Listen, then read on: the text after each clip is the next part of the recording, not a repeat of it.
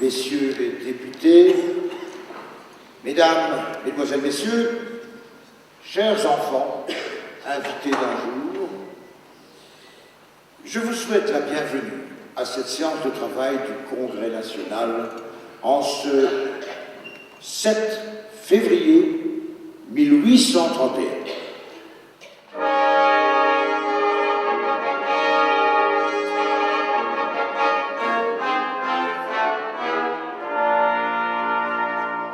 Le Congrès national s'installe au nom du peuple belge.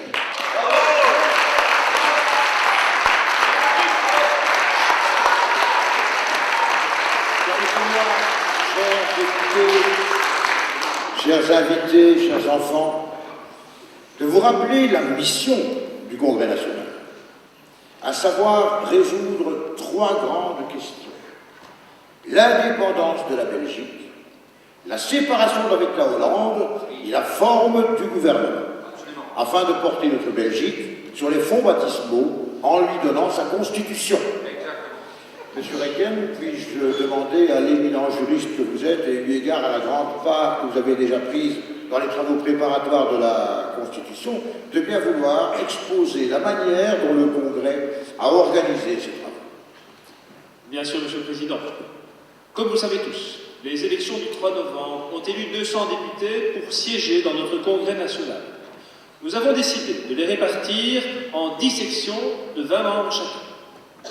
Chaque section a examiné le projet de constitution titre par titre et a nommé un rapporteur pour rendre compte ici, en ce congrès, de ces travaux.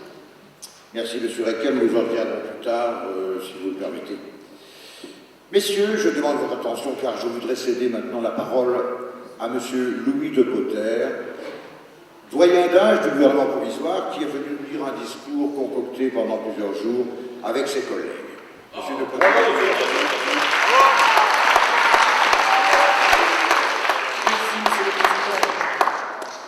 Messieurs, je suis venu devant vous aujourd'hui pour vous exposer en mon nom les motifs qui nous ont poussés à nous révolter contre l'occupant hollandais.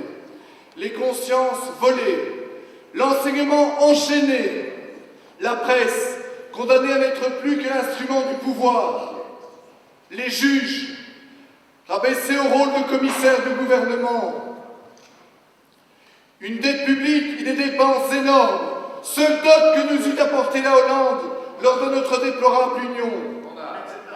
Et enfin, la plus révoltante partialité dans la distribution des emplois publics par un gouvernement aux yeux duquel la qualité de Belge était manifestement en titre de réprobation. En un mot, messieurs, la Belgique entière, traitée comme une province conquise, comme une colonie, tout nécessitait une révolution, la rendait nécessaire. Le gouvernement provisoire interprète des vœux de la nation. Vous allez leur rappeler, pour doter ce pays d'une constitution et jeter les bases de sa prospérité future sur les principes de la liberté de chacun, de l'égalité de tous devant la loi et de l'économie la plus sévère.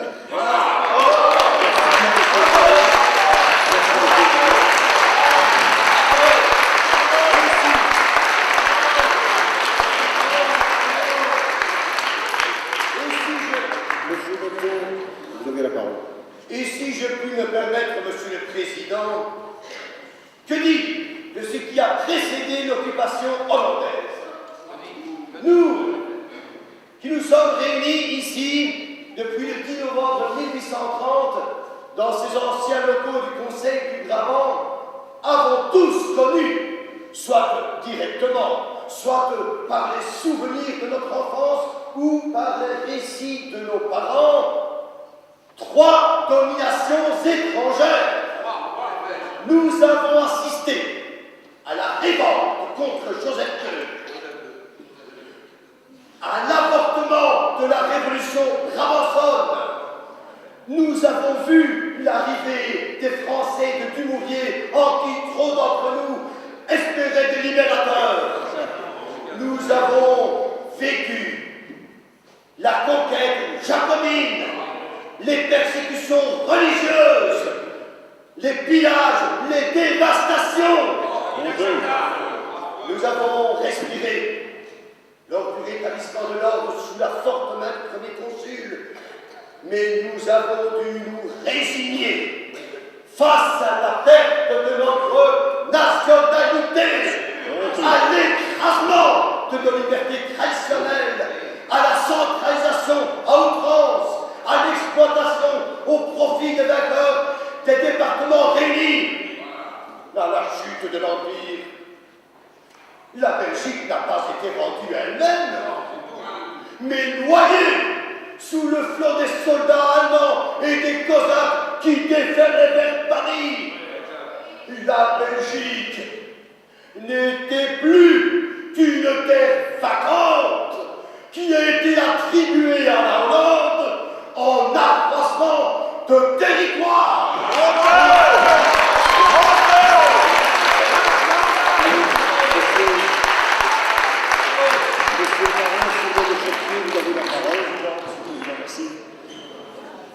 Messieurs les collègues, le brillant et émouvant discours de notre collègue de Potter nous montre, si besoin est, à quel point le contact avec l'ennemi, avec l'étranger qui est venu imposer sa loi, a aiguisé chez nous, les Belges, le sens de notre nationalité.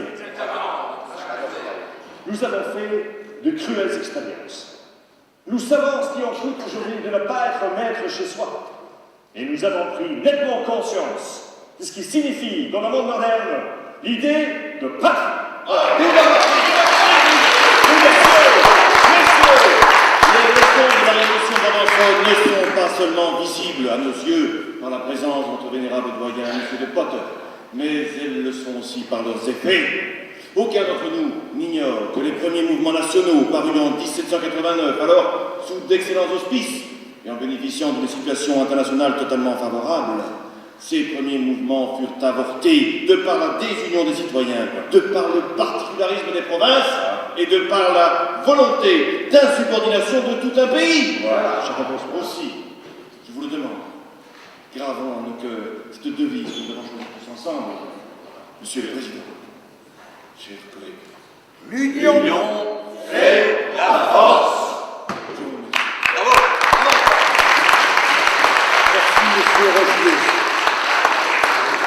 Monsieur le Potter, le Congrès national apprécie les grands services que le gouvernement provisoire a rendus au peuple belge. Il nous a chargé de vous manifester son désir, sa volonté même, de vous voir conserver le pouvoir exécutif jusqu'à ce qu'il en était autrement pourvu par le Congrès. Merci. Merci d'accepter, Monsieur le Potter.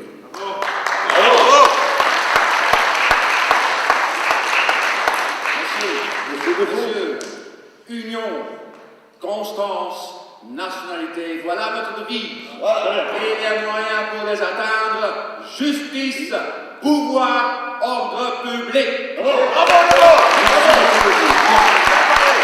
Messieurs les rapporteurs de la Constituante, puis-je vous demander de nous faire part de l'état de vos travaux en ce qui concerne le point de l'indépendance de la Belgique. Monsieur de Brouquet, Monsieur Devaux, Monsieur Requier. Oui, monsieur le Président. Il est évident que désormais, que ce soit les hommes de septembre, que ce soit les anciens députés des États généraux de Hollande, ou que ce soit nous, les nouveaux élus, sortis de nos villes et de nos villages, nous formons tous bloc sur la question fondamentale de l'indépendance de la Belgique. Après la domination française, après l'échec de la restauration des anciens Pays-Bas, au sein duquel notre Belgique avait été donnée comme accroissement de territoire aux Hollandais, une aspiration profonde à être maître chez soi, un désir ardent d'être libéré de toute immixtion étrangère travaille chez nous tous les esprits, Monsieur le Président. Absolument. Bravo. Monsieur le Président, si vous le permettez, mon assistante Madison et moi-même tenons à porter à votre attention une lettre que nous avons reçue de M. Jean de Bienpère et Eugène Honorable de Mauriam, qui, rappelez-vous, avait siégé au congrès de l'éphémère République des États Belgiques Unis en 1789, exactement. Et dans leur lettre, ils nous relatent en détail et à la lumière de notre histoire encore récente qu'une nation divisée marche à la catastrophe. Et ils nous invitent donc de mettre notre devise en pratique en restant unis et forts.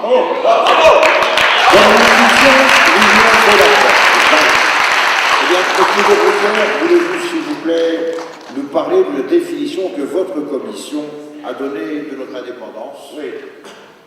Non, non, Monsieur le Président, je préfère laisser la parole à mes confrères. Collègues, poursuivez. Eh bien, monsieur Requem, alors? Et donc nous appellerons indépendance de la Belgique la séparation avec la Hollande, la rupture de l'union imposée il y a 15 ans par les puissances victorieuses de Napoléon. En un mot, le droit pour notre nation de disposer d'elle-même. Voilà. Attention, cette indépendance suppose l'unité de la Belgique, et celle-ci ne fait pas mise en question par aucun d'entre nous durant tous nos travaux. Le Congrès, Monsieur le Président, ne s'est pas non plus laissé arrêter par la diversité des langues parlées par les habitants de notre pays. Le fédéralisme très à la mode en 1789 ne l'est plus aujourd'hui. Nous avons d'ailleurs vu où cela nous avait rapidement conduit. Je tiens d'ailleurs ici à remercier publiquement les députés flamands qui ont accepté sans protestation l'usage exclusif de la langue française au Congrès. Merci à eux. Merci.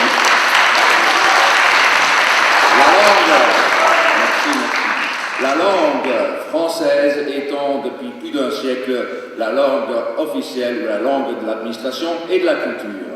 Mais, Monsieur le Président, nos chers collègues continueront bien évidemment à parler et à écrire leur langue dans leurs régions respectives.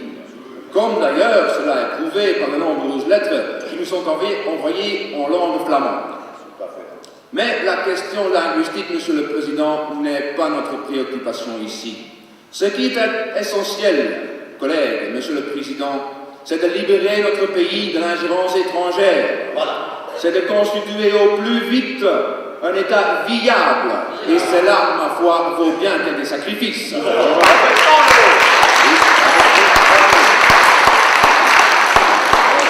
Parlant d'ingérence étrangère, monsieur Rogier, je vous prie, pouvez-vous dire quelques mots du chapitre concernant la séparation de notre pays d'avec la Hollande? Tout à fait, Monsieur le Président, chers collègues, chers invités, je puis vous annoncer aujourd'hui la conférence de Londres, réunie le 20 décembre de l'année dernière, a d'ores et déjà reconnu l'indépendance et la neutralité de notre nouveau pays.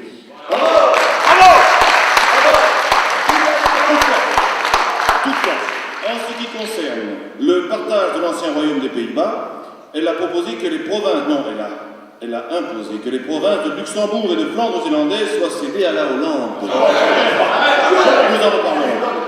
De plus, celle-ci demande que la Belgique prenne à sa charge la moitié de la dette hollandaise. Mais bien entendu, le Congrès national, saisi de cette proposition, refuse de l'admettre et réclame la réunion à la Belgique du Limbourg, du Luxembourg et de la Flandre zélandaise. Je ne dois pas vous rappeler, que dans l'article 1er de notre Constitution, il est bien stipulé que la Belgique compte 9 provinces, à savoir le Brabant, Anvers, la Flandre occidentale, la Flandre orientale, le Hainaut, le Limbourg, le Luxembourg, Namur et Liège. Je demande l'approbation du Conseil sur ce point. Eh bien, donc, approuvé. Et parlant de Constitution, mon cher collègue rapporteur de la Constitution, pouvez-vous justement aborder le chapitre de la Constitution proprement dite? Oui, mais j'aimerais tout d'abord, Monsieur le Président, si vous permettez, aborder le chapitre important des libertés. Je vous en prie. Bien sûr. Notre programme d'opposition contre la politique du roi Guillaume a été à la base dans notre pays de l'union entre les catholiques et les libéraux. Chacun, bien sûr, avait ses libertés de préférence. Les libéraux luttaient surtout pour la liberté de la presse, la liberté d'opinion, la liberté d'association politique. Les catholiques, quant à eux, combattaient pour la liberté de l'Église, la liberté d'enseignement et la liberté d'association religieuse. Eh bien, toutes ces revendications, Monsieur le Président, chers collègues, nous les avons fusionnées pour les faire triompher par un effort commun. Notre Constitution garantit la liberté de l'enseignement, la liberté d'association, la décentralisation et la séparation de l'Église et de l'État. Voilà,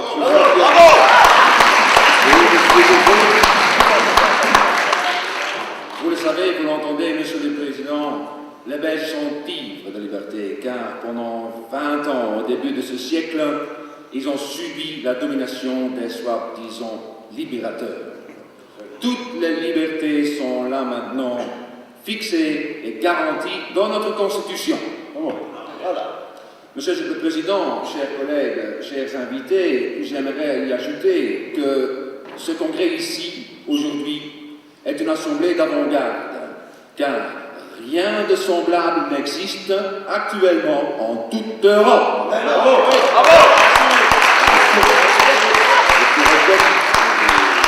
Je souhaiterais ajouter que notre Constitution n'est en rien une série de déclarations philosophiques. Il s'agit de textes précis, positifs, tous élaborés par des juristes, Monsieur le Président.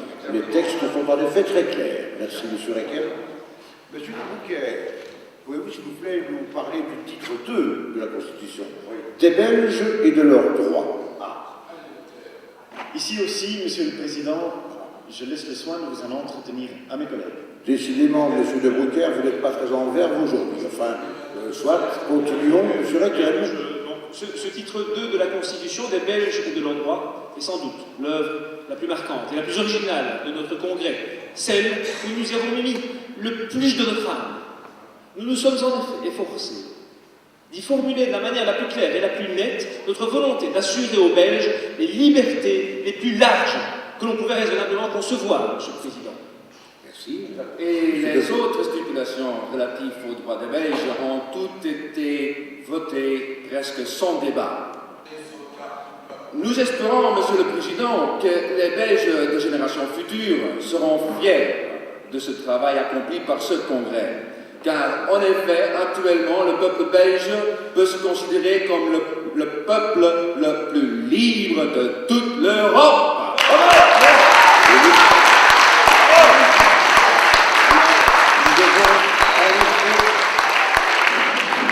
Nous devons en effet compter sur les générations futures. Merci, messieurs. Pouvons-nous en venir au chapitre concernant la forme de gouvernement? Monsieur le Président, j'ai longuement médité sur la question. Et pour ma part, je me suis arrêté sur la monarchie, comme étant la forme de gouvernement la plus ancienne, la plus répandue, mais aussi la plus expéditive. Je voudrais cette monarchie entourée d'autorités fortes et stables et basée sur la liberté la plus grande. La monarchie héréditaire, constitutionnelle et représentative, sous cette forme, correspond, je crois, le mieux à nos traditions, à nos mœurs, mais aussi à notre situation géographique. En portant ce choix, nous éviterons les guerres en ne portant ombrage à aucune puissance étrangère. Je propose donc, résumons, la monarchie héréditaire, constitutionnelle et représentative. Je vous remercie.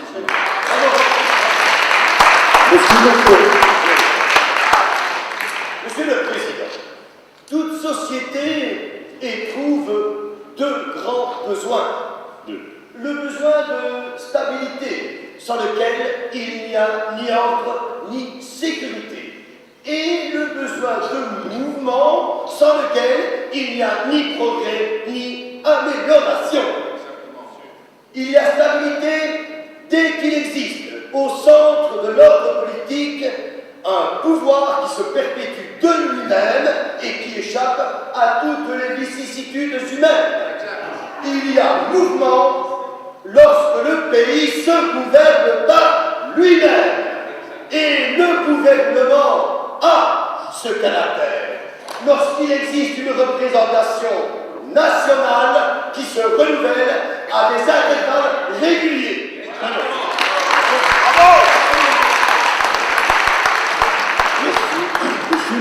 Monsieur le Président, la monarchie constitutionnelle est en soi un système bien plus ingénieux, bien plus savant que la République elle-même. Absolument.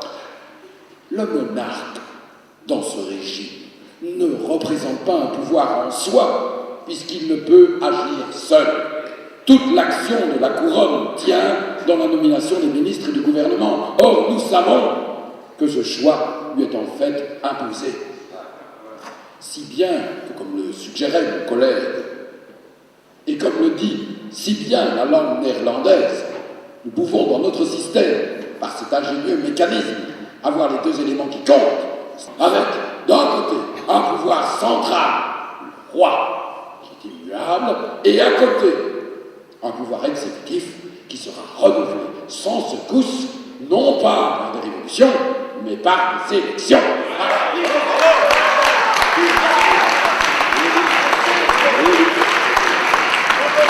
Merci, M. Legault. Merci. En effet, nous revenons à ce que disait M. Nothomb, stabilité et mouvement. Monsieur le baron Sourel-Choquier, pourriez-vous nous donner, s'il vous plaît, les résultats du vote? Vous étiez, je crois, président ce jour-là. Tout à fait, Monsieur le Président. Donc, sur les 200 élus appelés à exprimer leur vote, 13 députés, dont 9 Wallons et 4 Flamands, ont voté pour la République. C'est la démocratie. Quant à la monarchie, elle a recueilli l'écrasante majorité de 174 suffrages.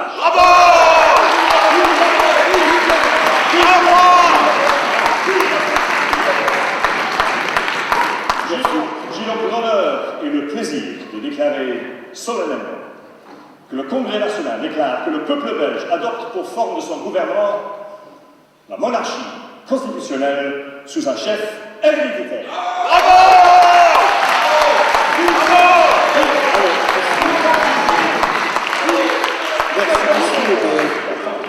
Eh bien, dès lors, chers députés, il nous faut trouver un roi à la Belgique.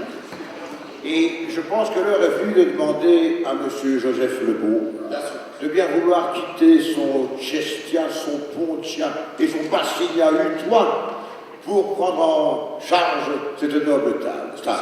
Monsieur le Président, vous savez comme notre pays est encore exalté par les affres d'une révolution, par des menaces de contre-révolution et d'invasion. Aussi, il ne peut se diriger comme un simple cabinet. Le peuple, Monsieur le Président, est infiniment sage et honnête. Mais pour le diriger dans la voie de la raison, il faut d'abord que la réflexion ait succédé à la passion. Il faut, messieurs, que le peuple ait d'abord un chef populaire, qu'il voit son avenir assuré. Le retour de l'ex-dynastie hollandaise impossible. Sa nationalité belge fondée. Et alors, Monsieur le Président, le peuple acceptera tout ce que la justice demande et tout ce que l'honneur permet.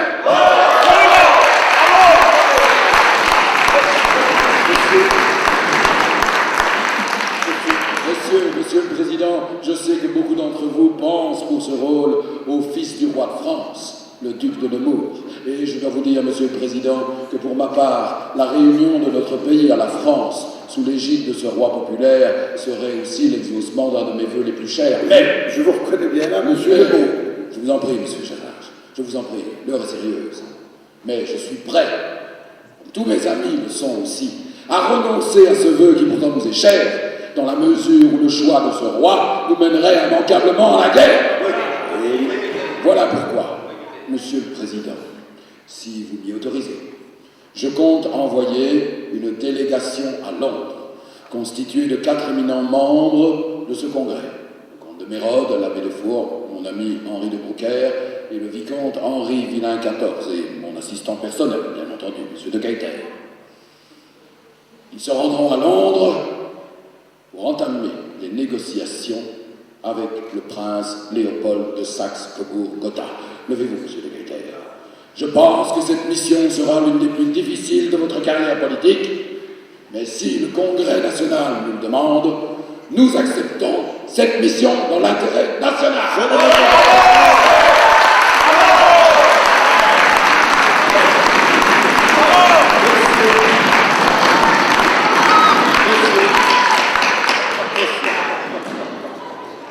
Je n'attendais pas moins de vous, Monsieur Lebeau. Eh bien, messieurs, il est donc temps de passer au vote sur notre projet de Constitution. Pour l'adoption de la Constitution, je demande votre vote.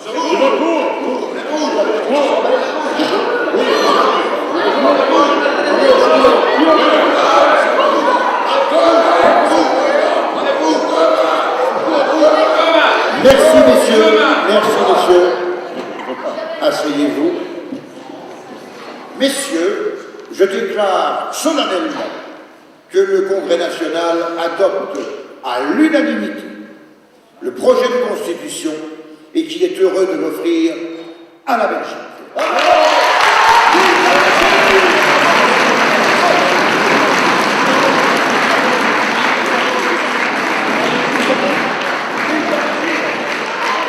Monsieur le Président, je demande la parole. Oui, un instant. Oui, pardon. Oui, je demande la parole, Monsieur le Président. Mais qui êtes-vous? Qui est Roland-Marie Robrez, vicomte de Montfort-Cébole. J'ai l'honneur de vous connaître. Je crois, Monsieur le Je Président. ne trouve pas votre nom dans la liste des 200 députés. Monsieur le Président, il m'étonnerait que vous la trouviez, son nom, dans la liste. Ah, Il s'agit d'un imposteur. un imposteur. Je dirais même plus. Il s'agit d'une femme. Une femme. Et oui, Monsieur le Président, je suis une femme.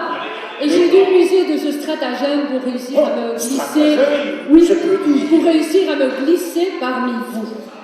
Mais madame, Le début de votre honorable congrès, Monsieur le Président, messieurs les députés, je vous entends parler d'électeurs censitaires, d'électeurs capacitaires. Vous statuez sur le montant florin à payer d'après les régions. mais madame, Mais, Monsieur le Président, jamais au grand jamais je ne vous ai entendu parler d'une liberté qui est pourtant essentielle et fondamentale. Permettre aux femmes de voter.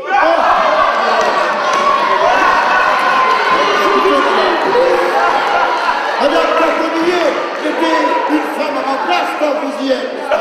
Pourquoi pas, Monsieur le Président?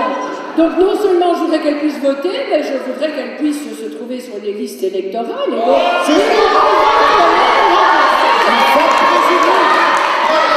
donc, comment pouvez-vous, Monsieur le Président, messieurs les élus, imaginer construire même une constitution sur une base de liberté et exclure les femmes de tout rôle politique? Mais c'est inadmissible.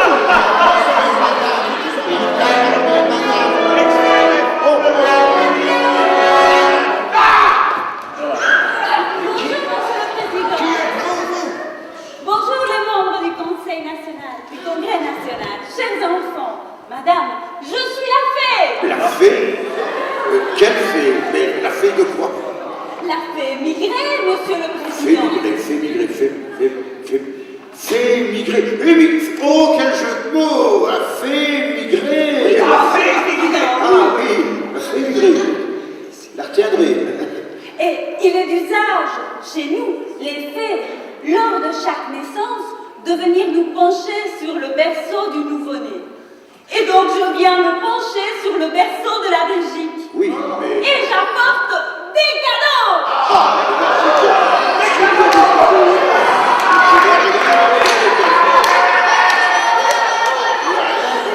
Oui, monsieur le président. Messieurs, mon panier est rempli de toutes les richesses que peuvent apporter à la Belgique les communautés étrangères. Voyez plutôt, je vous apporte du Chianti d'Italie, de la vodka de Pologne, du couscous du Maroc, des pommes de Poméranie, des oranges d'Espagne,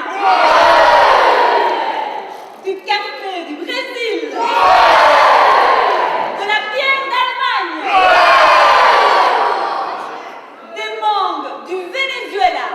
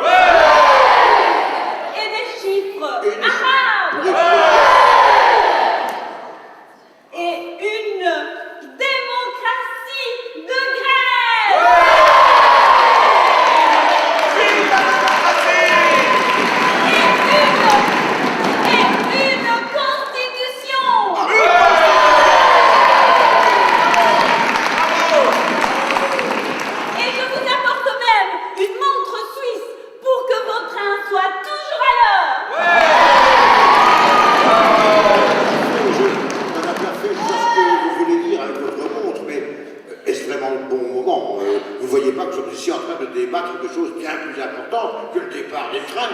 Mais voyons, Monsieur le Président, cessez là ces querelles inutiles. Nous sommes tous dans le même bateau. Vous, moi, les députés wallons, les députés flamands, nos invités d'un jour, et même cette dame qui vient réclamer une part de liberté, ma foi fort légitime. Nous sommes tous dans le même bateau.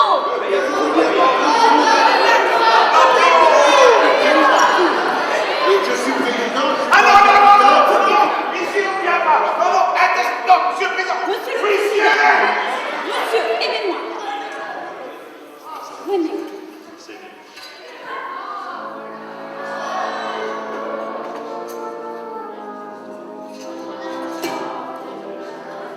Et comme ça, n'est-ce point un bateau? Un bateau. Mais pour le conduire, il faut des marins. Moi qui le pied de marin, je suis tous les week-ends à l'honneur.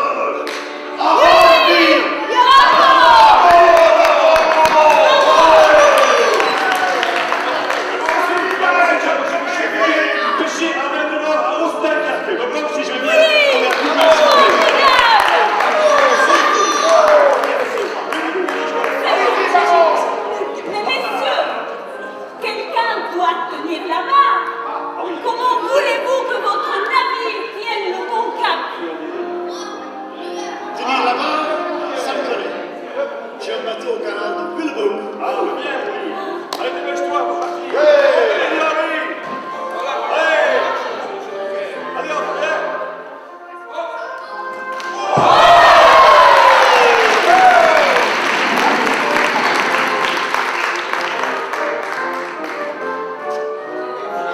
Très bien, restez à votre poste. À présent, n'oubliez pas ce que je vous ai dit. Nous sommes tous dans le même bateau. Aussi, soit nous arriverons tous ensemble à bon port, soit nous n'y arriverons jamais. Alors, allons-y, gonflons tous nos poumons et soufflons tous ensemble pour faire avancer ce noble vaisseau Belgique.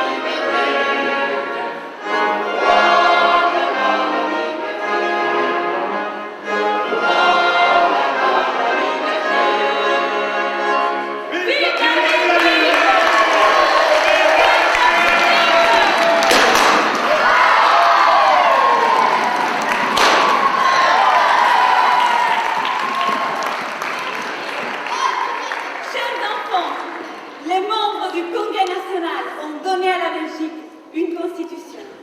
À présent, c'est à vous de prendre soin de la Belgique. Merci d'être venus.